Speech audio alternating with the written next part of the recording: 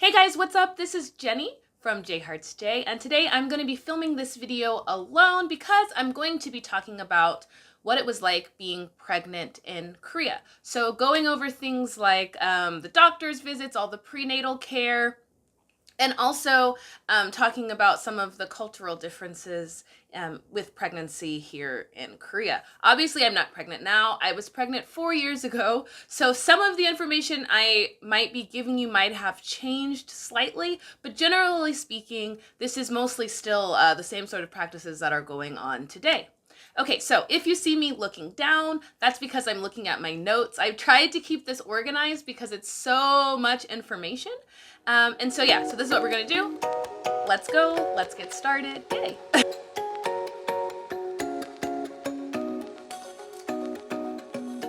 Okay, so I found out that I was pregnant at 9 days past ovulation. And basically the way that I found out so soon is that I was watching the 2015 hit Straight Outta Compton, and I kept crying about how like beautiful black male friendships were, even when it was like not a sad part of the movie. And at that time we had been trying to get pregnant, so I was really sensitive to what was going on with my body because, you know, I wanted to be pregnant. And so I thought, you know, this is weird. They're just having a conversation and I'm like, black male friendship is so beautiful. Which, you know, not normal. So I decided, Jay wasn't home, to just go take one of the, I had like a big box of those, of the pregnancy test strips because I thought this was going to take months and months. And this is our first month trying. So I went, I took the test. I didn't see a line. I was like, oh, I'm not pregnant. Threw it away.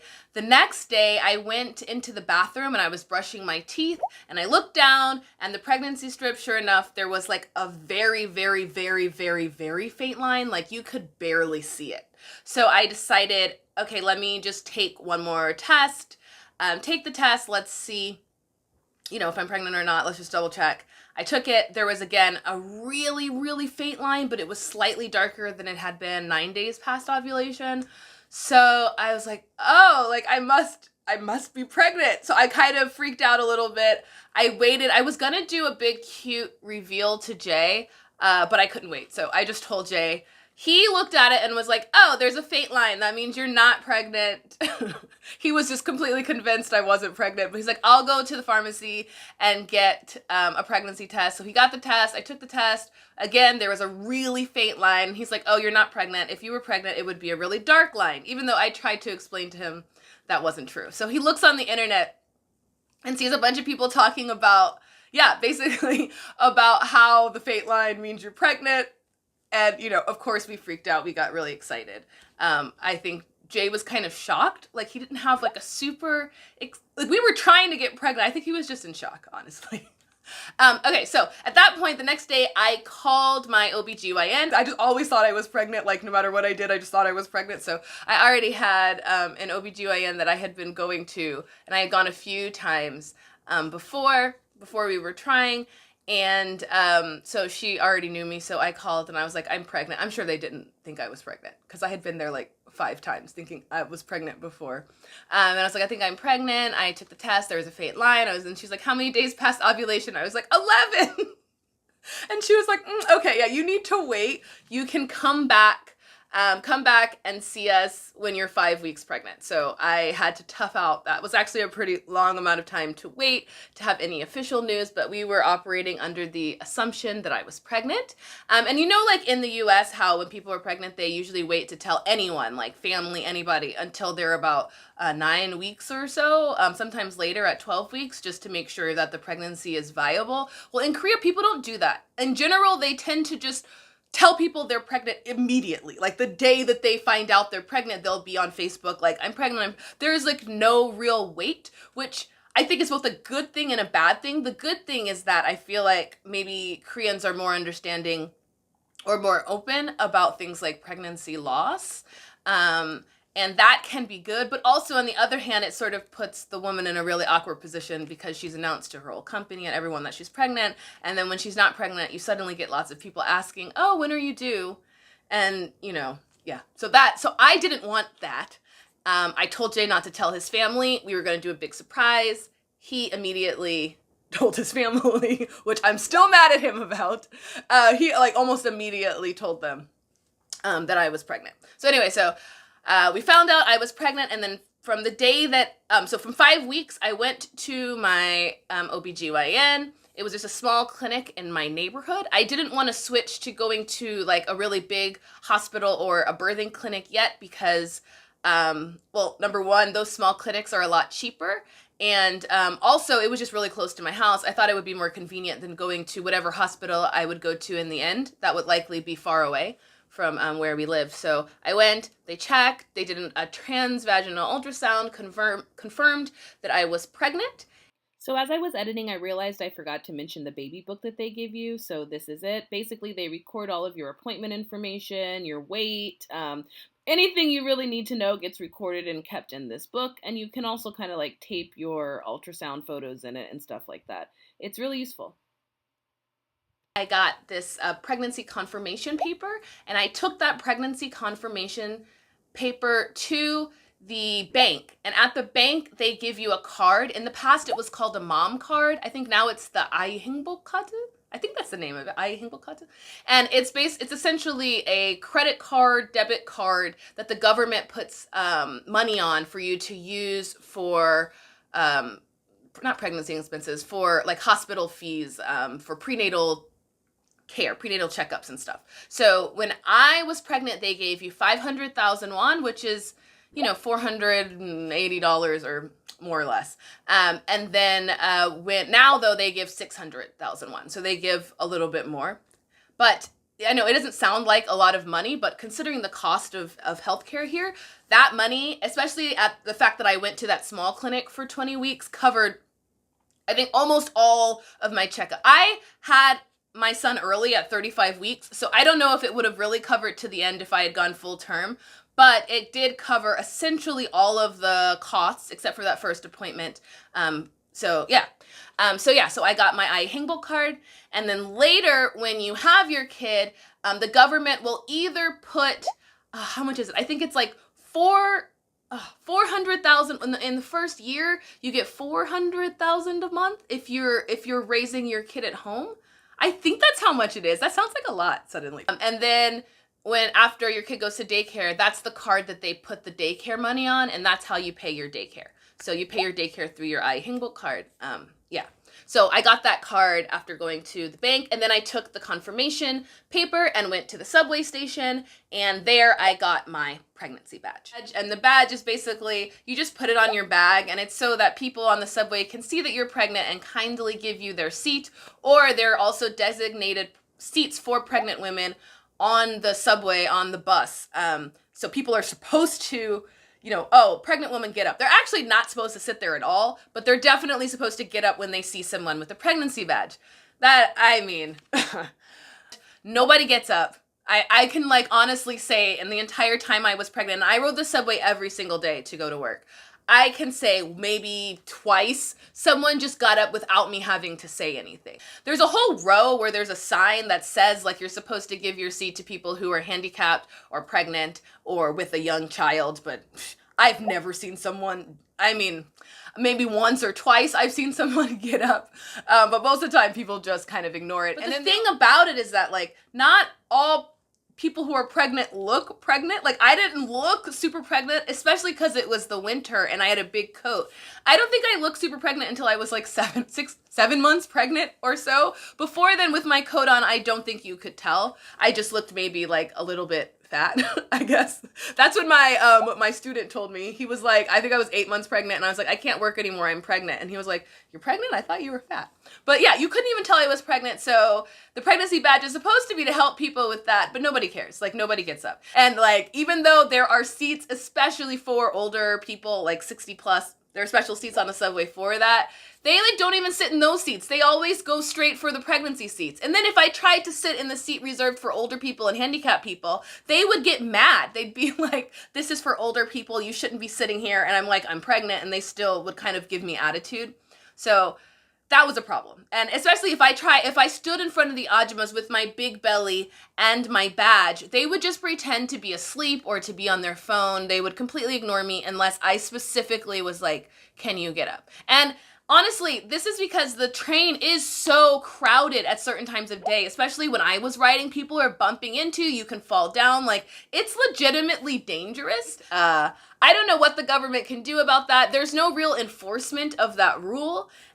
So I don't know. I don't know get a car, I guess. That's basically what you have to do when you're pregnant. I went to that OBGYN every single month until I was 20 weeks. And one thing that's different about Korean prenatal checkups and American ones is that you get an ultrasound at every single checkup. So once a month, I got to see my baby. And I know that there are people who are like, they don't want any ultrasounds. There are people who, will stand by that they think it's too dangerous to have ultrasounds that often. I don't know. All I'll say is that I felt more secure. I felt like they were really checking on me in detail every single time. I got to see my baby. It made me feel better. I could sort of, okay, next month I'm going to see the baby. I'm going to be able to make sure that he's okay.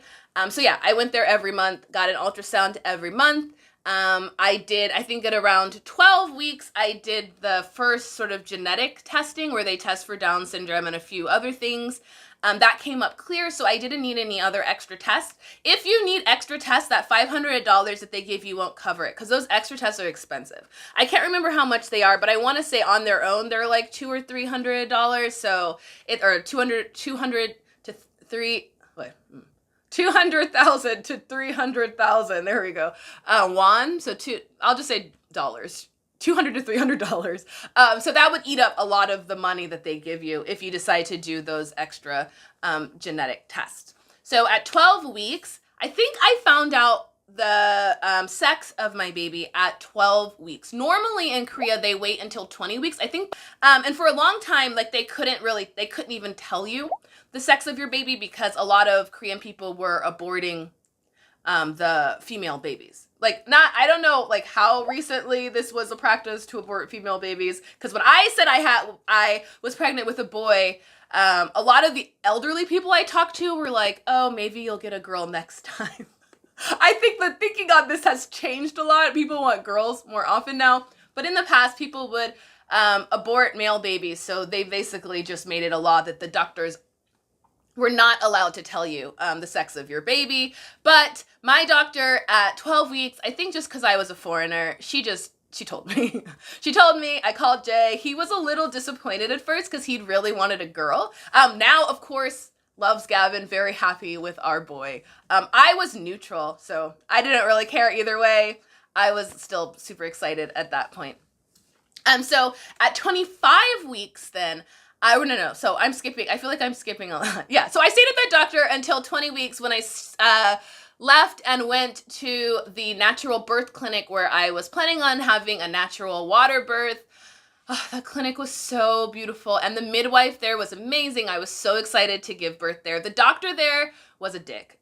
I'm just going to be honest. I'm sure he's a perfectly competent doctor. He was a dick. The midwife was the reason I was there, and the facilities. He told me once that I was probably so heavy that the next time I came in for my appointment, I was going to break his examination table. So I did not like that. So I didn't like the doctor, but my midwife there was really, really great. And I was really excited to be able to give birth there. So the fees for that place, I think it was about between $1,200 and $1,500. I'm going to say dollars instead of won. It's just easier.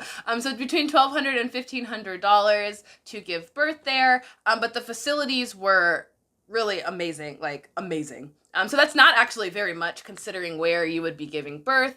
It's a lot more expensive than the $200 that I spent at a big hospital. But yeah, you're paying for the kind of, I think, experience that you get there that I definitely didn't get at my bigger hospital, which I will talk about in a totally different video. But yeah, so at 25 weeks, I suddenly had, I don't even know what you call it, but I had a fibroid, a big old fibroid. It had been small before I was pregnant, but it grew and it was quite large. And I could feel it actually when touching my belly. And I thought it was the baby. I legitimately thought it was a baby. So I was like, oh, like playing playing with it, constantly touching it, like, oh, that must be my baby's foot or his head. And it was just a fibroid. So I think because I kept touching it and putting pressure on it and like messing with it, it decided to die. It was like, don't touch me, I'm dying. I that's from what I understand from what the doctor said. So basically my fibroid just started to sort of deteriorate in my body, and it was painful. Like, I mean, 10 out of 10 pain. I could not stand up straight. So I had to walk like, and this all happened, like the pain and stuff happened over the span of about 24 hours. Like, it had been a little bit sore for a few days, but I didn't even think of anything of it. I just thought these were like pregnancy pains. So when I went to my OBGYN, literally the day before it was really painful, I didn't even say anything. Like, it wasn't even hurting when I went there. I didn't think of it. Got home that night, it became unbearable. In the morning, I told Jay, and he was like, yesterday you were fine. I don't think he fully believed that I was in that much pain. I think he thought I was over exaggerating, but it was really painful. So I packed a bag to go to the hospital, and Jay was like, that's not going to be necessary. You're fine. Walking to the, trying to get to the taxi, I was like hunched over, like basically crawling to get to this taxi. Like, it was so painful. Every bump in the taxi was painful. I couldn't even get up on the examination table in at the hospital because I couldn't move. Like, I couldn't move. It was excruciating pain. So I ended up being hospitalized at 25 weeks for, I want to say like 4 or 5 days. I don't actually remember the exact amount of time I was there, but I want to say 4 or 5 days. The bill was negligible. I don't even think we really paid anything. I think the bill came out to like $100, and then we paid like 20% of that. So yeah, we didn't pay a lot. It was really cheap. I was there for about 5 days, but the thing about Korean hospitals that you need to know, especially maternity wards, they are hot. I think this is like a traditional medicine thing where they think it's really important for pregnant women and women recovering from pregnancy to stay warm. They think your body should stay warm, so they keep them. Even also in the kids ward, when I've had to take Gavin to the hospital, they're hot, like really, really, really hot. And it was still winter, so I get that they had to turn the heat on, but this was like, I was vomiting. I was in pain, and then plus being on pain meds, and then being that hot, I couldn't even keep food. I just kept vomiting. Like, it was really horrible. So someone eventually brought me an ice pack, and like a reusable ice pack thing, and some popsicles, and that really cooled my body down, so I was able to kind of recover. And then after that that was the only, at that 25 weeks when that fibroid thing happened, that was the only sort of thing. Like, my pregnancy was so uneventful. I didn't even have really bad morning sickness. I think I had bad heartburn, but that was about the extent of like sort of the problems in my pregnancy. So that really threw me off. So 25 weeks, that happened. I recovered from that. Everything was fine. As you get closer to your pregnancy, to your due date, you start going, I think I started going like twice a month. And then it was like, when I got to almost 35 weeks, I had just gotten to the once a week thing or something like that. I think that's what it was. I was going twice a month, and then I was about to start going once a week. But at 35 weeks, I went in for a checkup. They found like protein in my urine, and my blood pressure wasn't crazy high. So they were like, we don't know. We think you might have pre-eclampsia, but your blood pressure is not that high yet. So we're gonna send you to just go to the OBGYN, like keep checking your blood pressure. If it looks like it's getting a little bit higher on Monday, go to the OBGYN in your neighborhood, make sure they check your blood pressure, make sure everything is okay. And if your blood pressure is really high, then you're going to need to go to the emergency room. So I still wasn't thinking anything of this. I knew what preeclampsia was. I knew it could be deadly, but I wasn't that concerned. So I went, I went the next, I think that was a Saturday that I went to the birthing clinic. And then on Monday, I went to the old OBGYN I used to go to near my house. And she checked me, and she was like, you need to go to the emergency room. My blood pressure was crazy high. It was like 160 over, I don't even remember. It was high. And I had protein in my urine, and she's like, oh, you're dying. Like, basically. I mean, she didn't say that, but she was like, you need to go to the hospital right now, like emergency room right this minute. Go to the emergency room. You have preeclampsia. You're probably gonna have to deliver this baby. And I was just like, okay, sure. So I called Jay and I was like, hey Jay, I'm really hungry. I'm gonna go get lunch. But the doctor said I probably have preeclampsia, so I'm gonna get lunch and then I'll head over to the hospital. And Jay was like, go to the hospital now, Jay, like now. And I was really annoyed because I was so hungry. But he was like, no, you need to go get your bags, pack your bag really quickly, head over to the emergency room. So I did skip lunch. I regretted it. I know it was dangerous, but I was so hungry, y'all. So I went home, packed my bags, went to the hospital. They were concerned, like pretty immediately concerned. They sent in, so actually first I went to my clinic and then they were like, at first they were like, okay, but then they realized I was only 35 weeks and they were like, oh, we can't deliver you here because we don't have an incubator. So then they sent me over to the big hospital where, eventually I ended up giving birth. I'm going to make a separate video, though, talking about my actual birth experience because I think it's probably better as a separate video. So yeah, that's where I'll end it. Overall, I would say my experience being pregnant in Korea was mostly positive. But in another video or in a separate, shorter video, I think I want to talk about some of the cultural differences being pregnant in Korea. And then in another video, I'm going to talk about, my actual birthing experience. Okay, so we'll end it here. Make sure that you like, comment, subscribe, hit that bell. And yeah, I'll see you guys in the next part. Bye-bye.